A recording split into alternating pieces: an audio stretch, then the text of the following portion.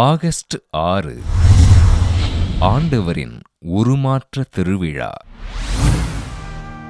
இறைமகன் இயேசு தான் அனுபவிக்க இருக்கிற பாடுகள், இறப்பு, உயிர்ப்பு மற்றும் மானிட மகனின் இரண்டாம் வருகை பற்றி தன் சீடர்களிடம் தெரிவித்த 8 தினங்களுக்கு பின் நடைபெற்ற முக்கிய நிகழ்வே ஆண்டவரின் உருமாற்றம்.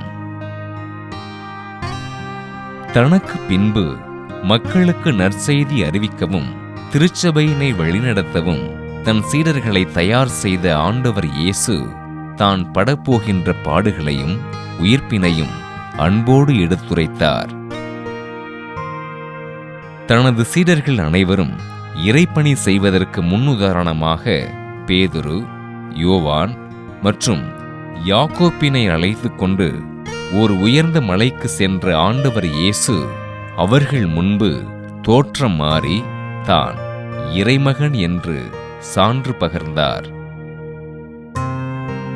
இயேசுவின் உருமாற்றத்தின் போது அவரது திருமுகமும் ஆடைகளும் ஒளிமயமாக மின்ன மோசேயும் எலியாவும் ஆண்டவர் முன்பு தோன்றி அவரோடு உரையாடினர்.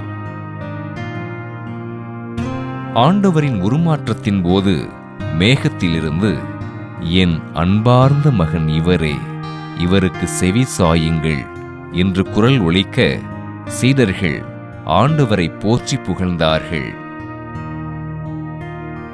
கிபி 5ஆம் நூற்றாண்டு முதல் கொண்டாடப்படுகிற ஆண்டவரின் உருமாற்ற திருவிழா அர்மேனிய திருச்சபையில் 6 நாட்கள் நோன்பிருந்து கொண்டாடப்படுகிறது.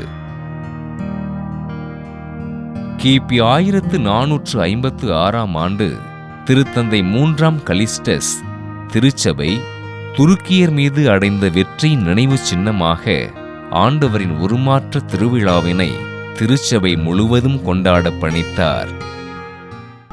ஆண்டவர் இயேசுவின் உருமாற்ற திருவிழாவினை கொண்டாடுகின்ற நாம் நமது பாவ வாழ்வினை விட்டுவிட்டு ஆண்டவரின் பிள்ளைகளாக வாழ உறுதி ஏற்போம்.